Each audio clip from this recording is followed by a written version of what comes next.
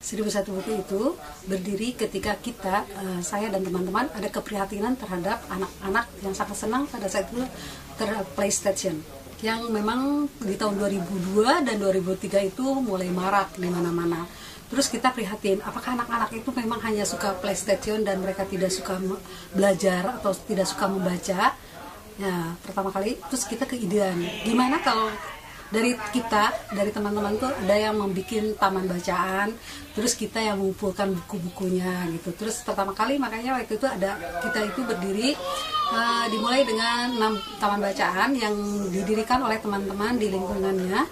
Jadi didirikan oleh pribadi, ada yang di teras rumahnya, di lingkungan sekitarnya, komunitas.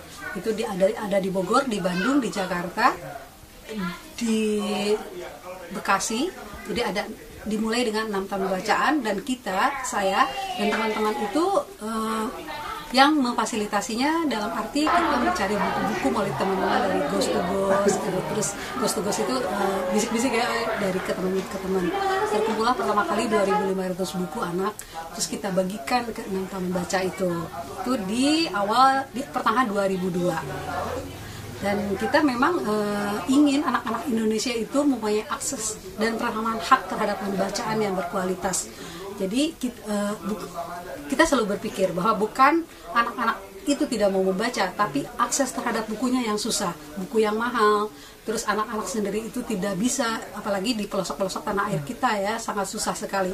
Jadi kami percaya bahwa kalau kita yang memberikan buku itu, memberikan akses yang mudah terhadap buku yang berkualitas, anak-anak tersebut akan suka membaca.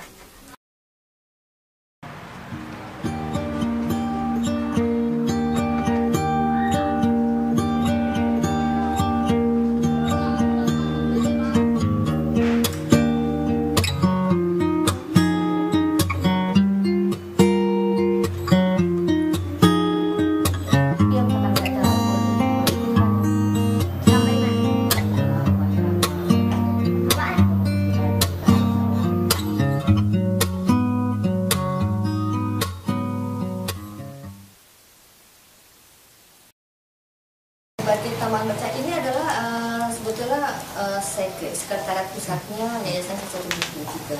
Di sini juga relawan-relawan juga sering datang ke sini untuk sekedar sharing atau sekedar mereka juga menjadi mengajar anak-anak. Karena kegiatan di Rumah 1001 Buku itu sebetulnya adalah cukup lumayan, artinya ada pelajaran yang bimbel, juga ada pelajaran yang seperti cooking class. Tapi perlu diakui juga bahwasanya Rumah 1001 Buku ini juga baru bergerak itu 2 tahun ini.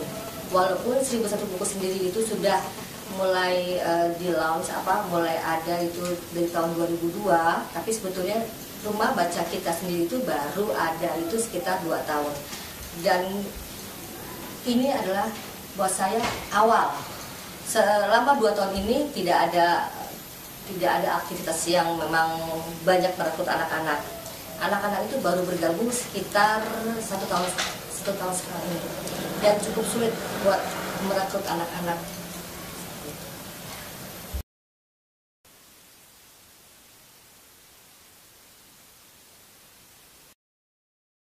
1001 Buku adalah organisasi yang pertama kali gue masukin. Jadi gue belum tahu sebelumnya tuh organisasi kerelawanan itu apa di Jakarta ini. Terus diajakin temen kesini langsung ngelihat kegiatannya berhubungan dengan anak-anak juga. Jadi gue juga suka, walaupun gak gitu suka membaca ya, tapi karena ada berhubungan dengan anak-anaknya dan juga ngelihat orang-orang di sini have fun gitu. Jadi senang aja. Makanya terus juga melihat 1001 Buku ini kayak satu organisasi kerelawanan yang gede gitu kan. Kalau gede itu biasanya lebih banyak jaringannya gitu kan. Nah jadi biasanya apa yang dilakukan di sini? Kalau 1001 Buku sendiri itu intinya kegiatan pokoknya itu SPD. Kita itu SPD berupa sortir, package, distribution untuk jaringan taman bacaan yang ada di seluruh Indonesia. Jadi kita setiap bulan tuh biasanya sebulan sekali kita SPD di sini kita sortir, buku itu perlu disortir, yang buku layak baca, terus yang nggak berbau sara, pornografi, kekerasan itu kita sortir. Setelah itu kita package dalam kardus biasanya. Setelah itu baru kita distribusikan ke jaringan taman baca yang ada di seluruh Indonesia. Ya, 1001 buku memang hanya fokus terhadap anak karena kita percaya bahwa anak itu adalah tunas bangsa. Jadi ketika anak-anaknya dilatih untuk jadi cerdas, dilatih untuk baik, maka mereka akan tumbuh dengan cerdas dan baik. Kita percaya itu. Jadi terus kalau kita ingin mengetahui perkembangan taman baca itu, biasanya kita mengadakan namanya Olimpiade Taman Baca Anak yang kita adakan setahun sekali. Itu untuk taman baca wilayah Jabodetabek saja. Akan terkumpul sekitar 75 taman baca, 750 anak, dan 300 relawan.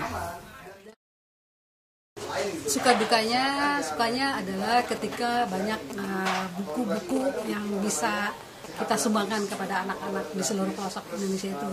Dan ketika mereka menerimanya di salah satu taman bacaan, seperti ketika menerimanya sangat senang gitu, dengan wajah yang antusias bahwa ini buku yang aku suka gitu. Itu sesuatu yang membuat kita bahwa apa yang kita lakukan memang tidak sia-sia untuk anak-anak itu. Dan anak-anak itu sangat ekspresif kan kalau anak-anak. Nah itu kita sangat jadi membuat energi positif kita bertambah bahwa apa yang kita lakukan sebagai kerelawanan selama ini sangat tidak sia-sia gitu untuk anak-anak. Kalau dukanya ketika kita tidak bisa mengantarkan buku itu, atau relawannya tiba-tiba stuck, atau buku-buku yang kita sortir ternyata tidak sesuai untuk anak-anak. Tapi itu sebenarnya hal-hal yang tidak menjadi sesuatu yang menjadi susah. Kalau menurut saya malah menjadi duka menjadi seorang relawan. 1001 buku itu minimalis sekali deh. Banyak sukanya sebenarnya gitu. Kalau dukanya ketika kita tiba-tiba tidak bisa membayar kontrakan untuk sekretariat perpanjang, itu duka. Tapi itu tetap bisa diusahakan.